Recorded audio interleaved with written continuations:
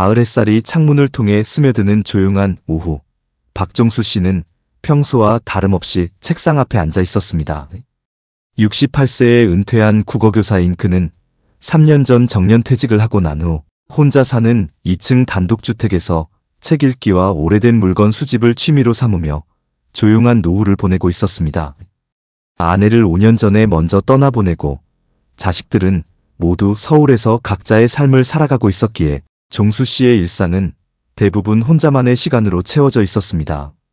아침에 일어나면 간단한 체조를 하고 근처 공원을 산책한 뒤 오후에는 책을 읽거나 동네를 둘러보는 것이 그의 일과였죠. 그런데 이날 그의 평범한 일상에 예상치 못한 발견이 기다리고 있었습니다.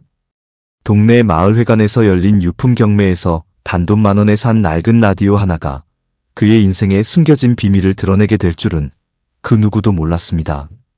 그리고 그 비밀은 돌아가신 어머니에 관한 지금까지 한 번도 들어보지 못했던 아름답고도 애틋한 사랑 이야기입니다. 구독과 좋아요 버튼을 눌러주시면 더 많은 감동 스토리를 만날 수 있습니다. 안녕하세요. 저는 박종수입니다. 올해 68세로 35년간의 교직 생활을 마치고 은퇴한 지 벌써 3년이 되었네요.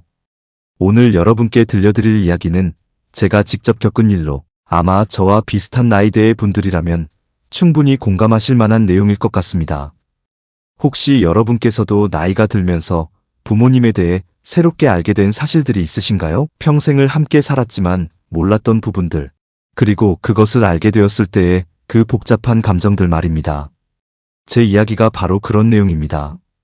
이야기를 본격적으로 시작하기 전에 먼저 제 어머니에 대해 말씀드려야겠습니다. 어머니 김정자는 올해로 돌아가신 지 2년이 되었습니다. 향년 89세로 천수를 다하시고 편안히 가셨지만 여전히 어머니가 그리운 날들이 많습니다. 어머니는 정말 과묵한 분이셨어요.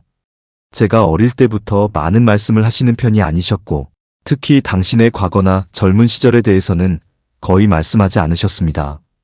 가끔 제가 어머니, 젊었을 때는 어떠셨어요? 라고 물어봐도 그냥 그렇게 살았지. 뭐 특별할 것도 없어라고 하시며 화제를 돌리셨죠. 하지만 한 가지, 어머니가 유독 애착을 보이시는 물건이 있었습니다. 바로 라디오였어요. 우리 집에는 항상 라디오가 있었고 어머니는 그 라디오를 마치 가족처럼 소중히 여기셨습니다.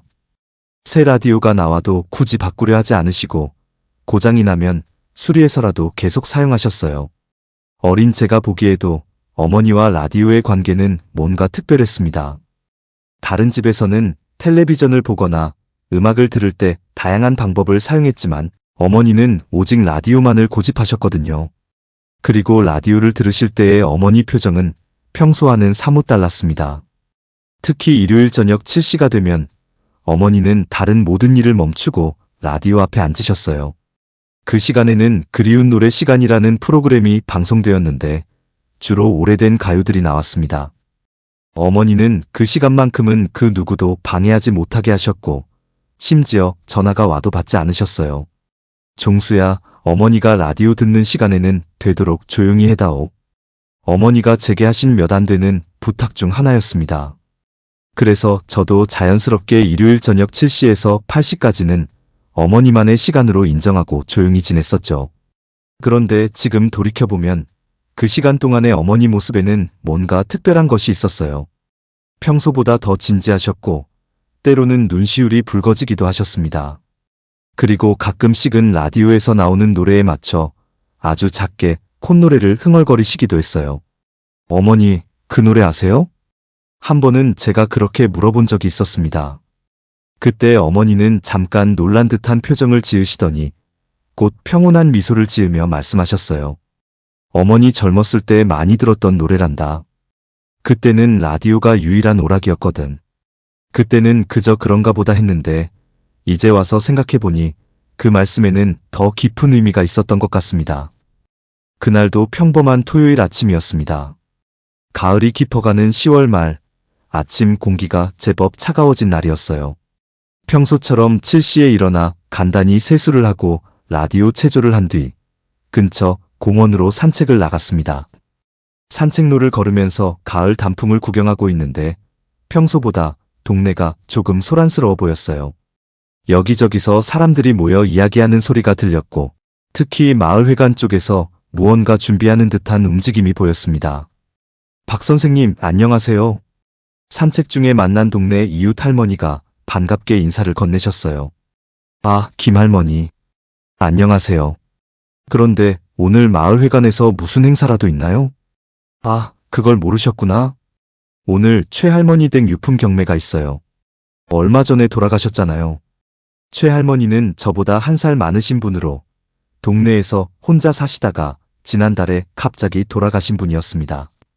자식들이 모두 외국에 있어서 장례도 조촐하게 치렀다는 이야기를 들었었는데 이제 유품들을 정리하는 것 같았어요. 그렇구나. 그런 일이 있었군요.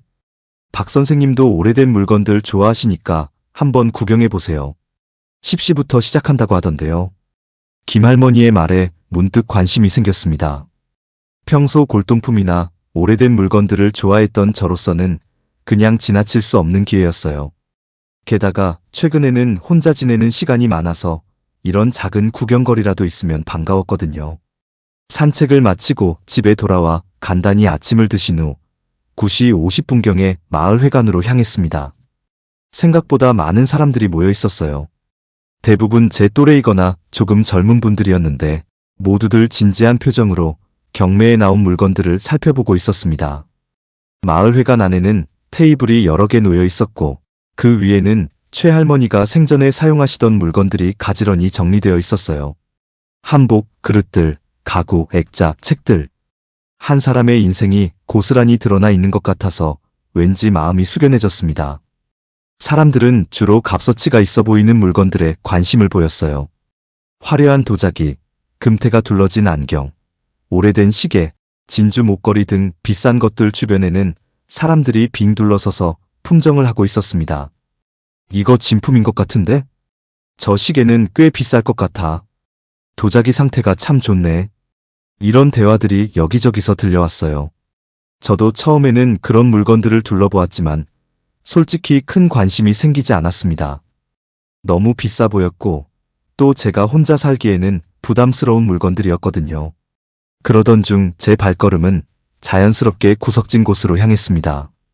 거기에는 사람들이 별로 관심을 보이지 않는 물건들이 놓여 있었어요. 낡은 옷가지, 빛바랜 책들, 오래된 화분, 그리고 그곳에서 제 눈길을 사로잡은 것이 하나 있었습니다. 바로 작은 라디오였습니다. 그 라디오는 갈색 나무로 만들어진 작은 크기의 것이었어요.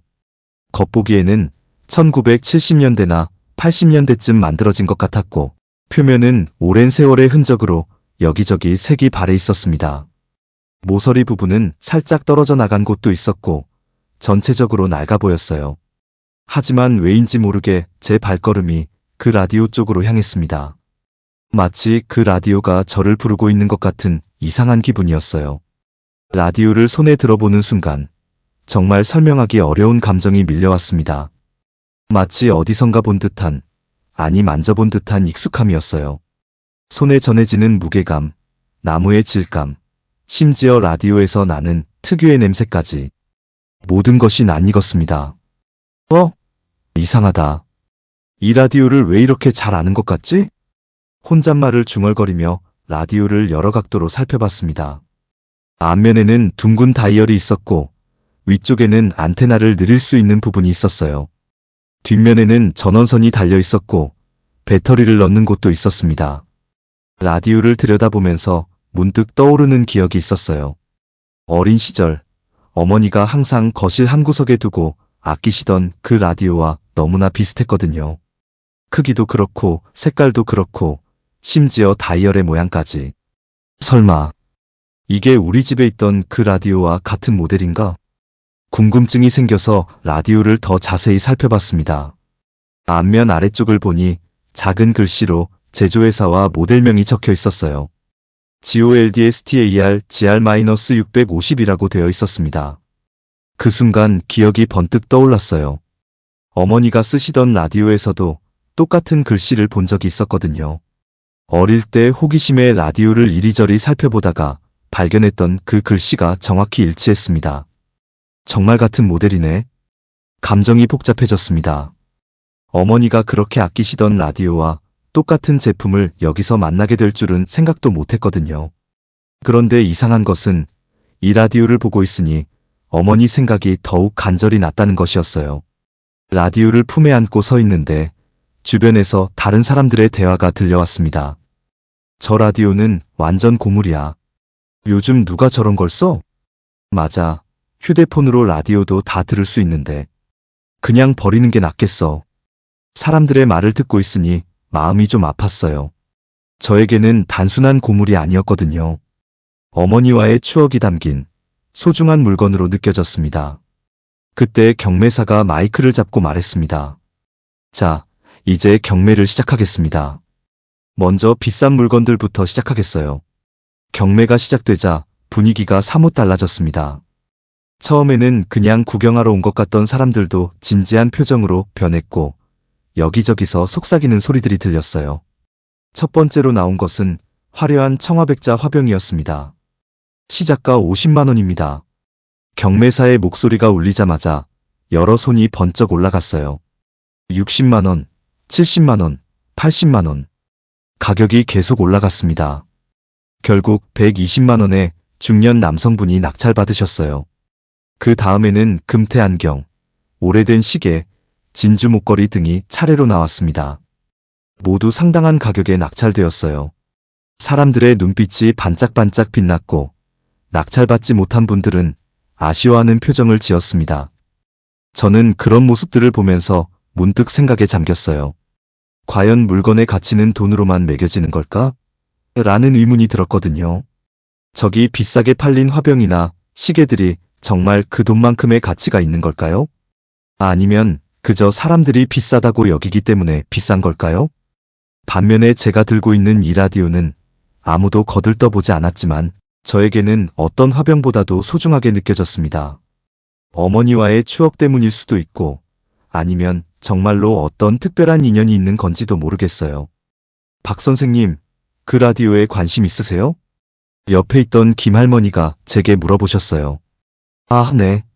어머니가 생전에 비슷한 걸 쓰셨거든요. 그렇구나. 그런데 요즘 누가 라디오를 써요? 고물상에 내다 팔아도 몇 천 원밖에 안 될 텐데. 김할머니의 말씀이 현실적으로는 맞았어요. 요즘 시대에 라디오를 사용하는 사람은 정말 드물거든요. 스마트폰으로도 라디오를 들을 수 있고 인터넷으로는 전 세계 어떤 방송이든 들을 수 있으니까요. 하지만 그래도 저는 이 라디오를 포기할 수가 없었습니다. 뭔가 운명 같은 것이 있다고 느꼈어요. 어머니가 돌아가신 지 2년이 지난 지금 이렇게 어머니와 비슷한 추억을 간직할 수 있는 물건을 만나게 된 것 자체가 우연이 아닐 수도 있다는 생각이 들었거든요. 시간이 지나면서 비싼 물건들은 모두 팔렸고 이제 사람들이 별로 관심 없어하는 소소한 물건들의 차례가 되었습니다. 구석에 놓인 책들, 낡은 옷가지들, 그리고 드디어 제가 기다리던 라디오의 순서가 다가왔어요. 이상하게도 가슴이 두근거렸습니다. 마치 중요한 시험을 앞둔 학생처럼 긴장되었어요. 혹시 다른 사람이 더 비싼 가격을 부를까봐 걱정도 되었고 반대로 너무 비싸게 나오면 어떻게 하나 하는 걱정도 들었습니다. 자, 이제 이 라디오입니다. 드디어 제가 마음에 두었던 라디오의 차례가 되었어요. 경매사가 라디오를 들어 올리자 저는 가슴이 두근거리기 시작했습니다. GOLDSTAR 제품이고요. 작동 상태는 확인해보지 않았습니다. 시작가 5,000원. 경매사가 말을 끝내고 주변을 둘러봤지만 아무도 손을 들지 않았어요. 몇 초의 침묵이 흘렀습니다. 5,000원에 가져가실 분 없으세요? 여전히 아무도 반응하지 않았어요. 저는 손을 들고 싶었지만 왠지 망설여졌습니다. 너무 일찍 손을 들면 혹시 가격이 더 올라갈까봐 걱정되었거든요. 그럼 10,000원은 어떠세요? 경매사가 가격을 올렸지만 여전히 조용했습니다. 그때 저도 모르게 손이 번쩍 올라갔어요. 10,000원. 제 목소리가 울리자 경매사가 저를 보며 고개를 끄덕였습니다. 10,000원 나왔습니다. 다른 분은 없으세요? 10,000원. 2번, 3번. 낙찰. 그렇게 라디오는 제 것이 되었습니다. 주변 사람들은 저런 고물을 왜 사나 하는 시선을 보냈지만 저는 전혀 개의치 않았어요. 마치 보물을 얻은 것 같은 기분이었거든요. 경매를 마치고 라디오를 조심스럽게 품에 안고 집으로 향했습니다. 길을 걸으면서 계속 라디오를 내려다봤는데 볼 때마다 어머니가 생각났어요. 어머니가 이 라디오와 비슷한 것을 보시면 얼마나 좋아하셨을까 하는 생각이 들었습니다. 집에 도착해서 거실 탁자 위에 라디오를 조심스럽게 놓았습니다. 거실에 놓고 보니 라디오가 생각보다 잘 어울렸어요. 마치 원래 우리 집에 있던 물건인 것 같았습니다. 먼저 부드러운 걸레로 겉면의 먼지를 조심스럽게 닦아냈어요. 오랫동안 사용하지 않았던 것 같아서 먼지가 꽤 많이 쌓여 있었거든요. 먼지를 제거하니까 라디오의 원래 색깔이 훨씬 선명하게 드러났습니다. 갈색 나무의 색깔이 생각보다 고급스러워 보였어요. 시간이 지나면서 생긴 자연스러운 색 변화가 오히려 고풍스러운 느낌을 줬습니다. 모서리가 살짝 다른 것도 나름대로의 멋이 있었고요. 다음으로는 뒤쪽을 살펴보며 전선 상태를 확인해 봤습니다. 다행히 전선에 손상된 부분은 없어 보였어요. 플러그도 깨끗했고 배터리 넣는 부분도 부식되지 않았더군요.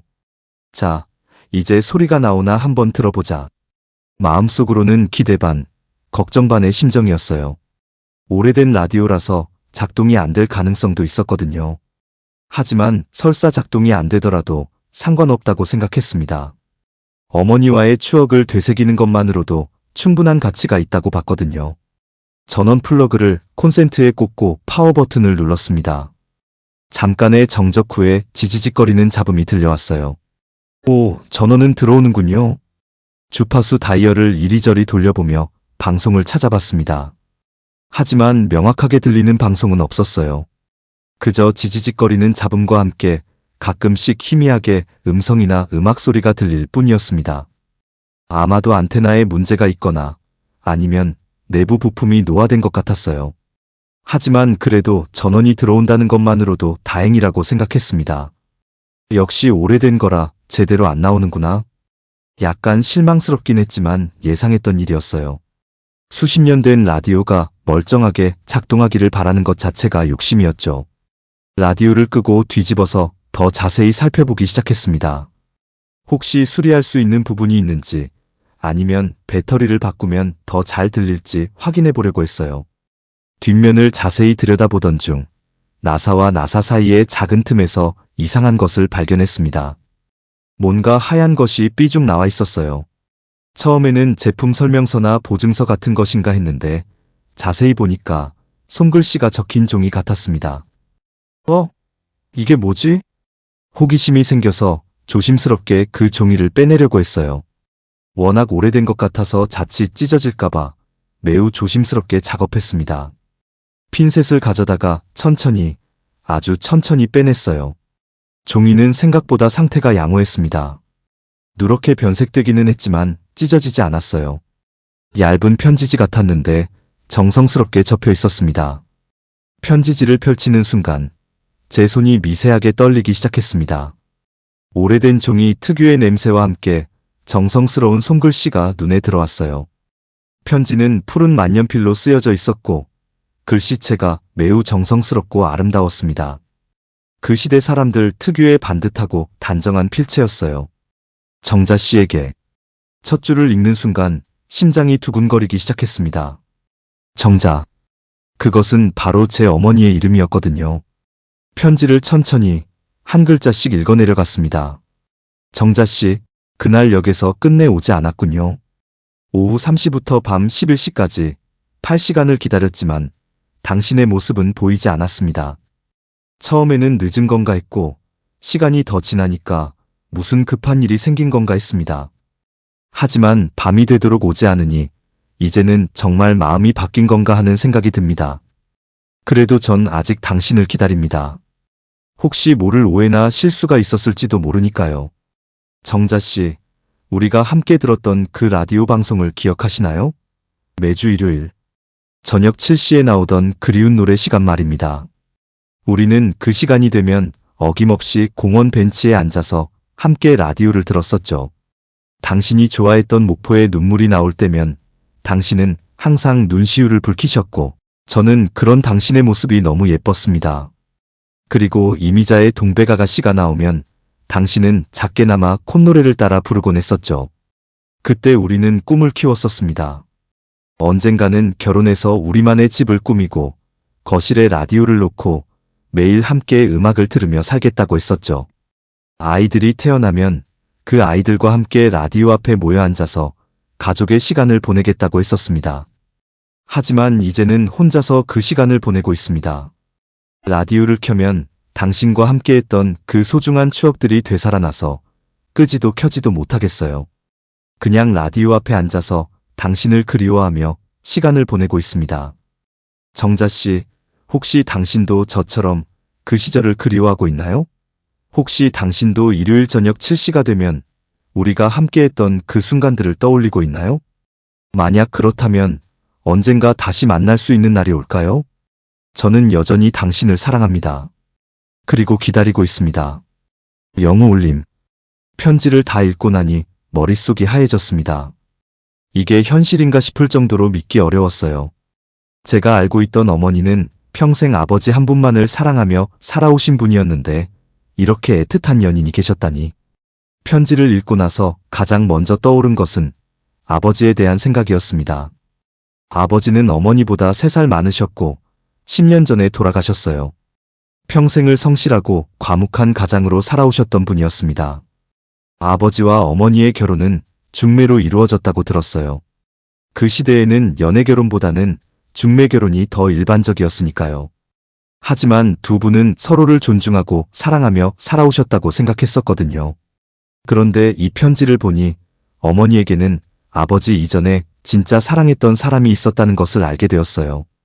그것도 결혼을 약속할 정도로 깊이 사랑했던 분이. 복잡한 감정이 들었습니다. 한편으로는 어머니가 그런 아름다운 사랑을 경험하셨다는 것이 다행스러웠지만 다른 한편으로는 아버지에 대한 미안함도 들었어요. 혹시 어머니가 아버지와 결혼 생활을 하시면서도 계속 영호라는 분을 그리워하셨던 건 아닐까 하는 생각이 들었거든요. 하지만 곧 그런 생각을 떨쳐버렸습니다. 어머니는 비록 첫사랑을 가슴에 묻고 살아오셨을지 모르지만 아버지에게도 충실한 아내였고 저에게는 훌륭한 어머니였거든요. 그리고 아버지도 평생 어머니를 아끼고 사랑하셨으니까 결과적으로는 행복한 가정을 이루셨다고 생각해요. 오히려 어머니의 이런 과거를 알게 되니 어머니가 더욱 인간적으로 느껴졌습니다. 그동안 저에게 어머니는 너무 완벽한 분이었어요. 항상 조용하고 차분하셨고 감정의 기복도 거의 없으셨거든요. 그런데 어머니에게도 격정적인 사랑의 시절이 있었다는 것을 알게 되니 왠지 어머니가 더 가까이 느껴졌어요. 편지를 여러 번 다시 읽어봤습니다. 읽을 때마다 새로운 사실들이 눈에 들어왔어요. 역에서의 약속 마이너스 어머니와 영호라는 분은 어떤 중요한 약속을 역에서 하기로 했었던 것 같아요. 아마도 결혼 관련된 이야기이거나 아니면 어떤 중대한 결정을 함께 내리기 위한 만남이었을 것 같았습니다. 8시간을 기다렸다 마이너스 영호라는 분이 오후 3시부터 밤 11시까지 기다렸다고 했으니 정말 간절했던 것 같아요. 보통 한두 시간 기다리면 포기하게 되는데 8시간이나 기다렸다는 것은 그만큼 어머니를 사랑했다는 뜻이겠죠. 일요일 저녁 7시 그리운 노래 시간 마이너스 이 부분을 읽을 때는 정말 소름이 돋았어요. 어머니가 평생 빼놓지 않고 들으셨던 그 프로그램이었거든요. 어머니는 영호라는 분과 헤어진 후에도 계속 그 프로그램을 들으며 과거를 그리워하고 계셨던 거예요. 목포의 눈물, 동백아가씨 마이너스 편지에 나온 이 노래들도 어머니가 자주 흥얼거리시던 곡들이었어요.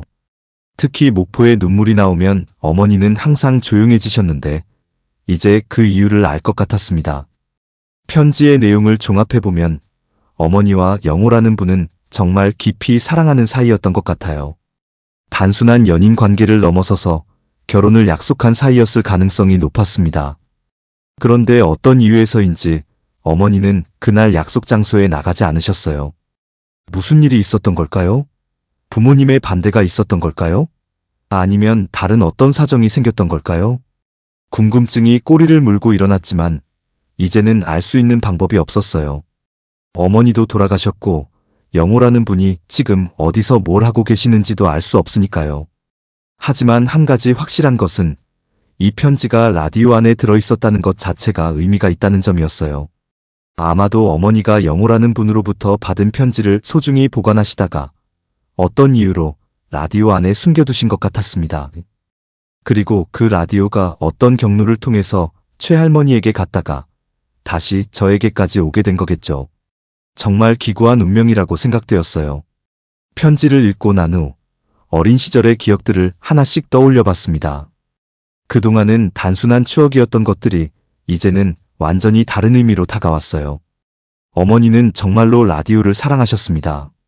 제가 기억하기로는 우리 집에는 항상 라디오가 있었어요. 텔레비전이 보급되기 시작한 후에도 어머니는 여전히 라디오를 더 좋아하셨고, 심지어 새 라디오가 나와도 옛날 것을 계속 사용하셨거든요. 특히 거실 한쪽 구석, 창가 근처에 놓인 작은 탁자 위에는 어머니만의 라디오가 있었습니다. 갈색 나무로 된 작은 라디오였는데 지금 생각해보니 제가 경매장에서 산 이 라디오와 정말 똑같았어요. 일요일 저녁 7시가 되면 어머니는 어김없이 그 라디오 앞에 앉으셨어요. 다른 모든 일을 제쳐두고 오직 라디오 방송에만 집중하셨습니다. 그때의 어머니 모습이 지금도 선명하게 기억나요. 어머니는 라디오 앞에 작은 방석을 깔고 정좌하고 앉으셨어요. 두 손을 무릎 위에 가지런히 올려놓고 눈을 지그시 감고 라디오에서 나오는 음악에 귀를 기울이셨습니다. 그때의 어머니 표정은 평소와는 달랐어요. 어떤 깊은 생각에 잠겨 계시는 것 같았고, 때로는 그리워하는 듯한, 때로는 슬퍼하는 듯한 복잡한 감정들이 얼굴에 스쳐 지나갔습니다. 특히 목포에 눈물이 나올 때의 어머니 모습은 잊을 수가 없어요. 어머니는 그 노래가 나오면 항상 눈시울이 붉어지셨어요. 처음에는 단순히 슬픈 노래라서 그러시는 줄 알았는데 이제 보니 그게 아니었던 거죠. 영호라는 분과 함께 들었던 추억의 노래였기 때문에 그렇게 감정이 복받치셨던 거예요. 또 다른 기억도 떠올랐습니다. 어머니는 가끔씩 라디오를 들으시다가 갑자기 일어나서 다른 방으로 가시곤 했어요. 그럴 때마다 저는 어머니, 어디 가세요? 라고 물어봤는데 어머니는 잠깐 화장실 다녀올게라고 하시거나 물 한 잔 마시러 가는 거야 라고 대답하셨어요. 하지만 지금 생각해보니 그때 어머니는 눈물을 감추기 위해서 자리를 뜨셨던 것 같아요. 라디오에서 나오는 노래나 이야기가 과거의 추억을 되살려서 감정이 북받치셨을 때 제가 보지 않는 곳에서 혼자 눈물을 흘리셨던 거예요. 그리고 또 하나 기억나는 것은 어머니가 가끔씩 라디오에 대고 혼잣말을 하시는 것 같았다는 점이에요. 제가 다른 방에 있을 때 거실에서 작은 목소리로 뭔가 중얼거리시는 소리가 들렸거든요. 아직도 듣고 계시나요? 그때처럼 함께 들을 수 있다면. 이런 말씀들이 가끔씩 들렸는데 그때는 그냥 어머니가 나이 들어서 혼잣말을 하시는 줄 알았어요. 하지만 이제 보니 어머니는 영호라는 분에게 말을 걸고 계셨던 거였어요. 비록 그분이 없지만 라디오를 통해서라도 마음을 전하고 싶으셨던 거죠. 기억을 더 거슬러 올라가 보니 제가 초등학교 다닐 때의 일들도 떠올랐어요. 그때 저는 어머니에게 여러 번 물어본 적이 있었습니다. 어머니는 언제 결혼하셨어요? 어머니, 아버지랑은 어떻게 만나셨어요? 어머니, 젊었을 때는 어떤 분이셨어요? 하지만 어머니는 항상 간단하게만 답하셨어요. 아버지와는 중매로 만났단다. 그 시절에는 다들 그렇게 결혼했어. 어머니 젊은 시절? 그냥 평범했지 뭐. 어린 저로서는 더 자세한 이야기를 듣고 싶었는데 어머니는 항상 화제를 돌리셨어요. 그래서 저는 어머니가 단순히 과거 이야기하기를 좋아하지 않으시는 성격인 줄 알았거든요. 그런데 이제 와서 생각해보니 어머니가 과거 이야기를 피하셨던 이유를 알 것 같아요. 영호라는 분과의 아픈 추억 때문에 그 시절을 자세히 말씀하기 어려우셨던 거죠. 또 다른 기억도 있어요. 제가 중학교 2학년쯤 되었을 때 친구 집에 놀러 갔다가 늦게 들어온 적이 있었어요. 저녁 9시쯤 되어서 집에 들어왔는데 거실이 조용해서 이상했어요. 평소 같으면 텔레비전 소리라도 들렸을 텐데 말이죠. 조용히 안으로 들어가 보니 어머니가 라디오 앞에 앉아서 울고 계셨어요. 소리내지 않고 조용히 흐느끼고 계셨는데 그때 저는 깜짝 놀라서 어쩔 줄 몰랐어요. 어머니, 왜 우세요? 제가 다가가서 물어보니 어머니는 깜짝 놀라시며 서둘러 눈물을 닦으셨어요. 아, 종수야. 언제 들어왔니? 어머니는 안 울었어. 그냥 라디오에서 슬픈 이야기가 나와서 그랬어. 그때 라디오에서는 옛날 드라마가 방송되고 있었어요. 하지만 지금 생각해보면 어머니가 우신 이유는 드라마 때문이 아니었을 것 같아요. 아마도 그날이 영호라는 분과의 특별한 기념일이었거나 아니면 라디오에서 두 분의 추억과 관련된 노래가 나왔거나 했을 거예요. 그리고 또 하나 기억나는 것은 어머니가 가끔씩 오래된 사진들을 꺼내보시는 모습이었어요. 앨범을 뒤적거리시다가 어떤 사진 한 장을 오래 바라보시곤 했는데 제가 어머니, 그게 뭐예요? 라고 물어보면 아무것도 아니야 라고 하시며 서둘러 앨범을 덮으셨어요. 그때는 단순히 어머니의 젊은 시절 사진을 보고 계시는 줄 알았는데 혹시 영호라는 분과 함께 찍은 사진이 있었던 건 아닐까요? 아니면 그분이 혼자 찍은 사진이라도 간직하고 계셨던 걸까요? 이런 기억들을 되짚어보니 어머니의 삶에는 제가 전혀 모르는 깊은 감정의 세계가 있었다는 것을 실감하게 되었어요. 표면적으로는 평범하고 조용한 가정주부셨지만 내면에는 첫사랑에 대한 그리움을 평생 간직하고 계셨던 거죠. 편지를 다시 한번 천천히 읽고 어머니에 대한 기억들을 모두 떠올린 후에 저는 한참을 그 자리에 앉아 있었습니다. 마음이 복잡했어요. 한편으로는 어머니에 대해 전혀 몰랐던 부분을 알게 된 것에 대한 놀라움이 있었고 다른 한편으로는 어머니가 평생 혼자 품고 살아오셨을 그 깊은 그리움에 대한 안타까움이 밀려왔어요. 어머니는 영호라는 분을 정말 사랑하셨던 것 같습니다. 편지의 내용으로 미루어 볼 때 두 분은 결혼까지 생각하는 진지한 관계였어요. 하지만 어떤 이유에서인지 그분과는 함께할 수 없었고 대신 중매를 통해 아버지와 결혼하여 저를 낳아 기르셨던 거죠. 그리고 평생 그 첫사랑에 대한 그리움을 가슴 깊이 묻어두고 살아오셨어요.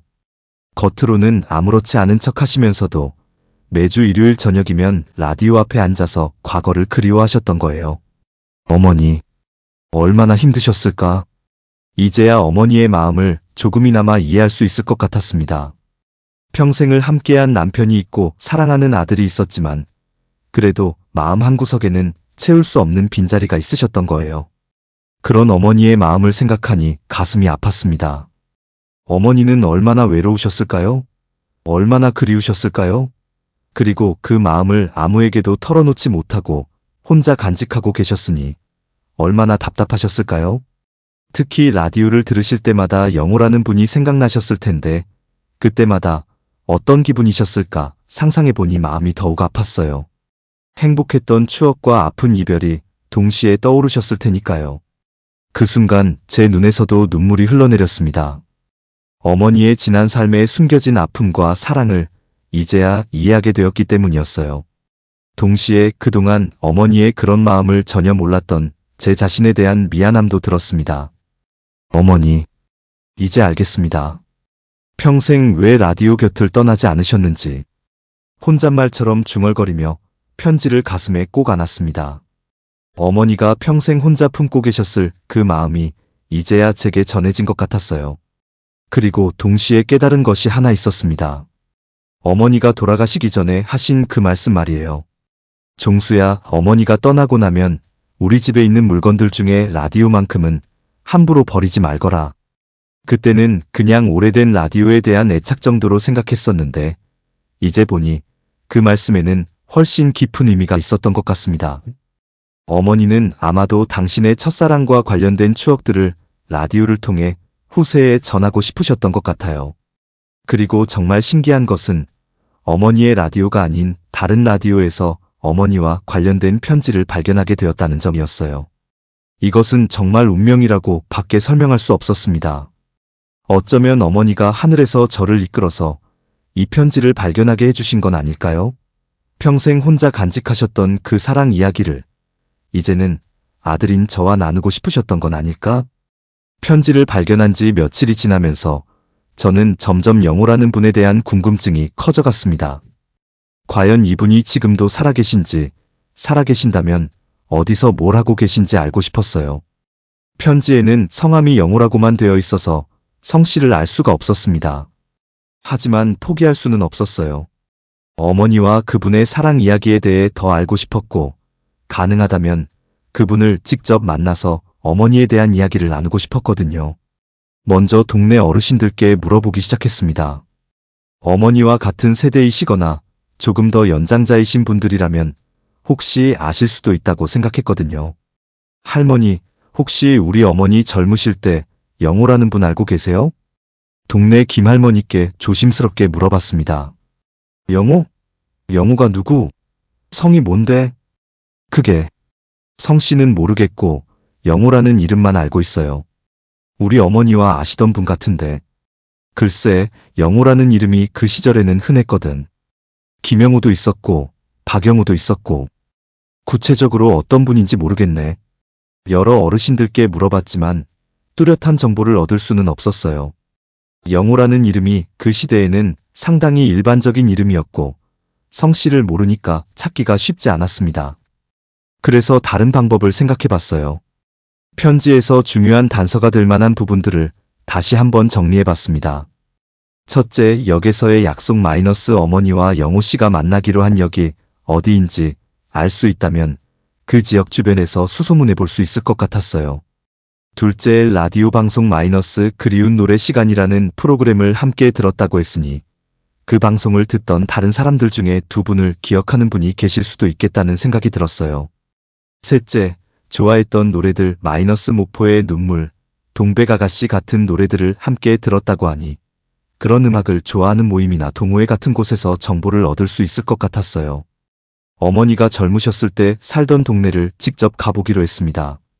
어머니는 결혼 전에 지금 우리 집에서 약 30분 정도 떨어진 구시가지에서 사셨거든요.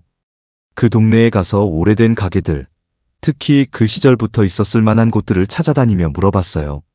사장님, 혹시 50년 전쯤에 이 동네에 김정자라는 분이 사셨는데 그분과 가까이 지내던 영호라는 남자분 혹시 기억나세요?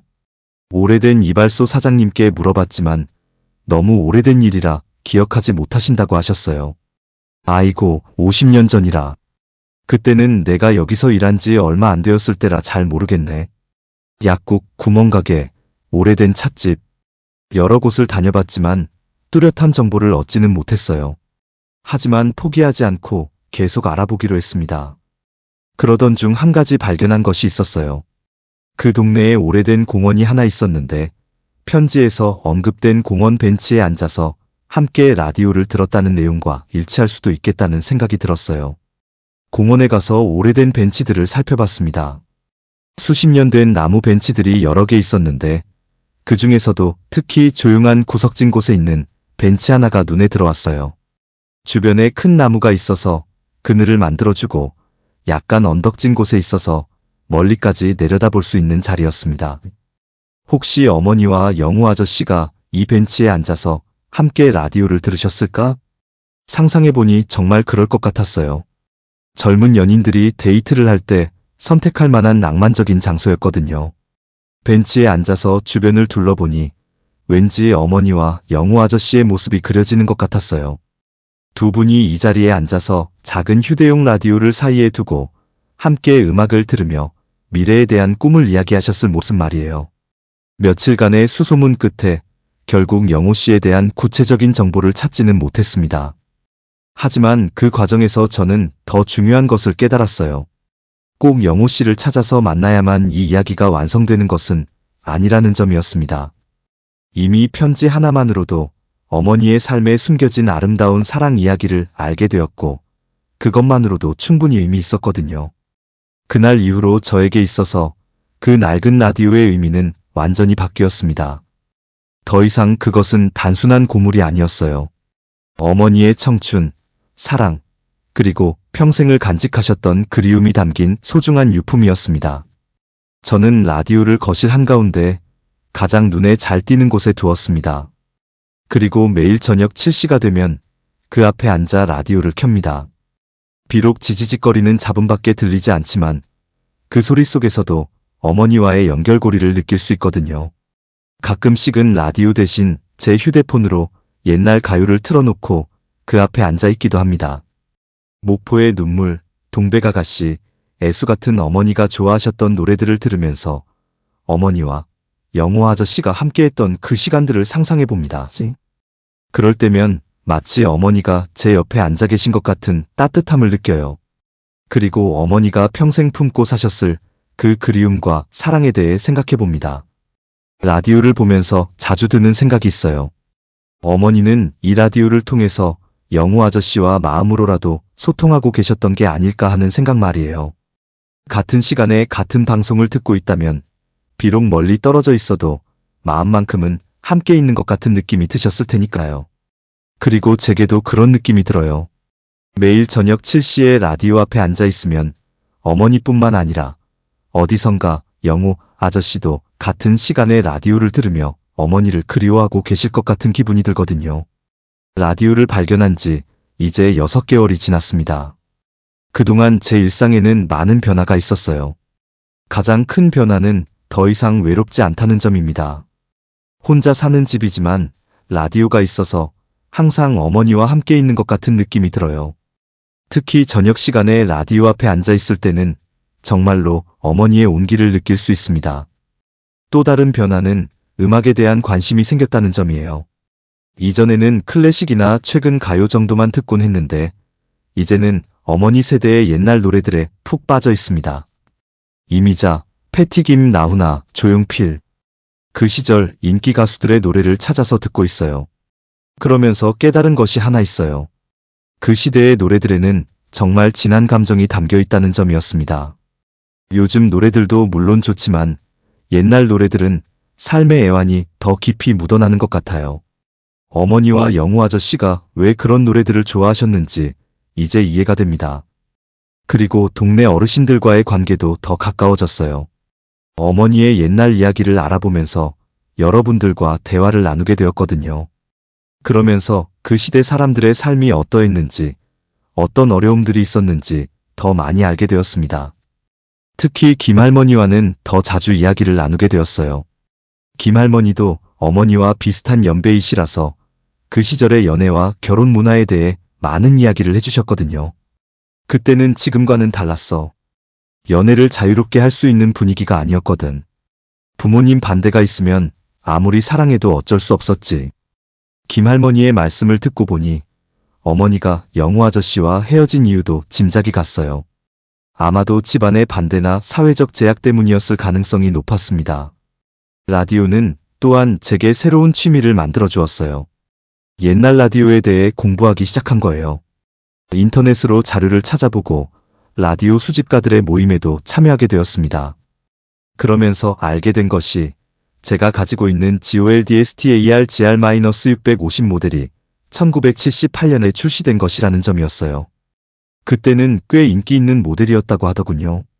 어머니와 영호 아저씨가 함께 라디오를 들으셨던 것도 아마 1970년대 후반쯤이었을 것 같아요. 라디오 수집가 모임에서 만난 한 분이 제 라디오를 수리해 주셨어요. 내부 부품을 몇 개 교체하니까 예전보다 훨씬 선명하게 방송이 들렸습니다. 비록 완전히 새 것처럼 되지는 않았지만 그래도 여러 방송국의 프로그램을 들을 수 있을 정도로는 회복되었어요. 수리된 라디오로 처음 방송을 들었을 때의 감동은 잊을 수가 없습니다. 옛날 가요가 흘러나오는 순간 마치 어머니와 영호 아저씨의 목소리가 함께 들리는 것 같았거든요. 라디오를 수리하고 몇 주 후 또 다른 놀라운 일이 일어났습니다. 어느 일요일 저녁 평소처럼 라디오를 들으며 지내고 있었는데 갑자기 한 방송국에서 특별 프로그램이 나왔어요. 그리운 사연들 마이너스 옛날 이야기를 들려주세요라는 제목의 프로그램이었습니다. 청취자들이 전화를 걸어서 자신의 옛날 이야기를 들려주는 프로그램이었는데 그 중에 한 분의 사연이 제 귀를 번쩍 뜨이게 했습니다. 안녕하세요. 저는 올해 72세인 김영호라고 합니다. 오늘은 제가 50년 전에 사랑했던 여자분에 대한 이야기를 하고 싶어서 전화드렸습니다. 김영호. 혹시 이분이 편지의 주인공인 그 영호 씨일까요? 저는 숨을 죽이고 라디오에 귀를 기울였어요. 그분의 이름은 정자였습니다. 정말 아름답고 착한 분이셨어요. 저희는 매주 일요일 저녁이면 공원 벤치에 앉아서 함께 라디오를 들었습니다. 그때 가장 좋아했던 프로그램이 그리운 노래 시간이었어요. 심장이 쿵쾅거렸습니다. 정자, 공원 벤치, 라디오, 그리운 노래 시간. 모든 것이 편지의 내용과 정확히 일치했습니다. 하지만 결국 함께하지 못했습니다. 약속했던 날에 정자 씨가 나오지 않으셔서 아마 집안에 반대가 있었던 것 같아요. 그 후로 50년이 지났지만 아직도 그분이 그립습니다. 라디오 DJ가 질문했습니다. 지금도 그분을 기다리고 계시는 건가요? 네, 그렇습니다. 비록 늦었지만 그분이 이 방송을 듣고 계신다면 정자 씨, 저는 아직도 당신을 사랑하고 있습니다. 그리고 기다리고 있어요. 저는 라디오를 붙잡고 울음을 터뜨렸습니다. 50년 만에 영우 아저씨의 목소리를 듣게 될 줄은 꿈에도 몰랐거든요. 그리고 그분이 아직도 어머니를 그리워하고 계신다는 사실에 가슴이 먹먹해졌습니다. 방송이 끝나자마자 저는 그 라디오 방송국에 전화를 걸었어요. 안녕하세요. 방금 전에 나온 김영우 씨 사연을 들었는데요. 혹시 그분과 연락할 수 있는 방법이 있을까요? 죄송하지만 개인정보는 알려드릴 수 없습니다. 그런데 저는 그분이 찾고 계시는 정자 씨의 아들입니다. 어머니는 2년 전에 돌아가셨어요. 담당자가 잠시 망설이더니 김영우 씨께 제 연락처를 전달해드리겠다고 했습니다. 사흘 후 제 휴대폰에 전화가 왔습니다. 혹시 정자 씨의 아들분이세요? 떨리는 목소리였지만 분명히 라디오에서 들었던 그 목소리였어요. 네, 그렇습니다. 김영우 아저씨시죠? 맞습니다. 정말 꿈만 같네요. 정자 씨는 어떻게? 저는 영우 아저씨께 어머니가 돌아가신 이야기와 라디오에서 편지를 발견하게 된 경위를 자세히 말씀드렸어요. 그래도 정자 씨가 제 편지를 간직하고 계셨다니. 다행입니다. 영우 아저씨는 전화 너머에서 흐느끼고 계셨어요. 우리는 만나기로 했습니다. 영우 아저씨가 사시는 곳은 다행히 제가 사는 곳에서 그리 멀지 않은 곳이었어요. 만나는 장소는 어머니와 영우 아저씨가 데이트하셨던 그 공원으로 정했습니다. 제가 며칠 전에 찾아가 봤던 바로 그 공원 말이에요. 약속한 날, 저는 라디오와 편지를 가지고 공원으로 향했습니다. 벤치에서 기다리고 있는데 지팡이를 짚고 천천히 걸어오시는 할아버지가 보였어요. 종수 씨인가요? 네, 영우 아저씨시죠? 50년이라는 세월의 무게가 느껴지는 순간이었습니다. 영우 아저씨는 이제 72세의 할아버지가 되어 계셨어요. 하지만 눈빛만은 여전히 젊은 시절의 그것을 간직하고 계셨습니다. 우리는 어머니와 영우 아저씨가 앉았을 바로 그 벤치에 나란히 앉았어요. 이 벤치가 정자 씨와 함께 앉았던 바로 그 벤치입니다. 영우 아저씨가 벤치를 어루만지며 말씀하셨어요. 저는 조심스럽게 라디오를 꺼내서 영우 아저씨께 보여드렸습니다. 이 안에서 아저씨가 쓰신 편지를 발견했어요. 영우 아저씨는 라디오를 보시더니 깜짝 놀라셨어요. 이건 제가 정자 씨께 선물로 드린 바로 그 라디오입니다. 네? 정말요? 네, 50년 전에 제가 정자 씨 생일 선물로 드린 겁니다. 당시에는 라디오가 꽤 비싼 물건이었거든요. 용돈을 몇 달 모아서 샀던 기억이 나요. 그제서야 모든 것이 명확해졌습니다. 이 라디오는 영우 아저씨가 어머니께 선물하신 것이었고, 어머니는 그 라디오를 평생 간직하고 계셨던 거였어요. 그리고 영우 아저씨가 쓰신 편지도 그 안에 보관하고 계셨던 거고요. 그런데 이 라디오가 어떻게 경매장에 나온 건지 제가 의아해하자 영우 아저씨가 설명해 주셨어요. 아마도 정자 씨 어머님이 누군가에게 주셨을 거예요. 정자 씨와 저의 관계를 반대하셨던 분이니까 저와 관련된 물건을 없애고 싶으셨을 거예요. 그렇군요. 하지만 정자 씨는 그 안에 제 편지를 숨겨놓으셨던 거네요. 정말 고마운 일입니다. 영우 아저씨는 편지를 받아들고 한참을 바라보셨어요. 50년 전에 당신이 쓰신 글씨를 다시 보시는 것이었죠. 그날 공원에서 영우 아저씨로부터 들은 이야기는 제가 상상했던 것보다 훨씬 더 극적이었습니다. 정자 씨와 저는 정말 깊이 사랑하는 사이였어요. 결혼 날짜까지 정해놓고 있었거든요. 그런데 왜 어머니가 그날 나오지 않으셨던 거죠? 영우 아저씨가 깊은 한숨을 쉬셨어요. 정자 씨 아버님이 갑자기 돌아가셨어요. 바로 우리가 만나기로 한 그날 아침에 말이죠. 아, 정자 씨는 갑작스런 아버님의 죽음으로 충격을 받으셨고 집안의 생계를 책임져야 하는 상황이 되셨어요. 그때는 지금처럼 여성이 혼자 살기 어려운 시대였으니까 어머님은 정자 씨에게 경제적으로 안정된 사람과 빨리 결혼하라고 하셨던 거죠. 그래서 우리 아버지와 네, 그렇습니다. 저는 당시 막 사회에 나온 신입사원이었지만 종수 씨 아버님은 이미 어느 정도 자리를 잡으신 분이었거든요. 영우 아저씨의 설명을 들으니 모든 것이 이해되었습니다. 어머니는 사랑보다는 현실을 선택하셔야 했던 거였어요. 그것도 갑작스러운 아버지의 죽음 때문에 선택의 여지가 없었던 거였고요. 그런데 그 후에는 어떻게 지내셨어요? 저는 한동안 정자 씨를 기다렸어요. 언젠가는 다시 만날 수 있을 거라고 생각했거든요. 하지만 정자 씨가 결혼하셨다는 소식을 듣고 그때서야 포기했죠. 아저씨는 결혼 안 하셨나요? 영우 아저씨가 쓸쓸히 웃으셨어요. 30대 후반이 되어서야 결혼했어요. 하지만 솔직히 말하면 정자 씨를 완전히 잊지는 못했습니다. 아내에게는 미안하지만 마음 한구석에는 항상 정자 씨가 있었어요. 지금도 그런가요? 네, 아내는 10년 전에 먼저 세상을 떠났고 이제는 더 이상 숨길 필요도 없겠죠. 영우 아저씨의 이야기를 들으면서 저는 마음이 복잡해졌어요. 어머니뿐만 아니라 영우 아저씨도 평생 그 사랑을 가슴에 품고 살아오셨던 거였어요. 아저씨, 어머니가 매주 일요일 저녁마다 라디오를 들으셨다는 거 아세요? 정말요? 혹시 그리운 노래 시간을? 네, 그 프로그램이에요. 평생 빠뜨리지 않고 들으셨어요. 영우 아저씨의 눈에 눈물이 고였습니다. 저도 50년 동안 그 시간만큼은 꼭 라디오를 들었어요. 혹시 정자 씨도 듣고 계실까 하는 마음에서 그 순간 저는 온몸에 전율이 흘렀습니다.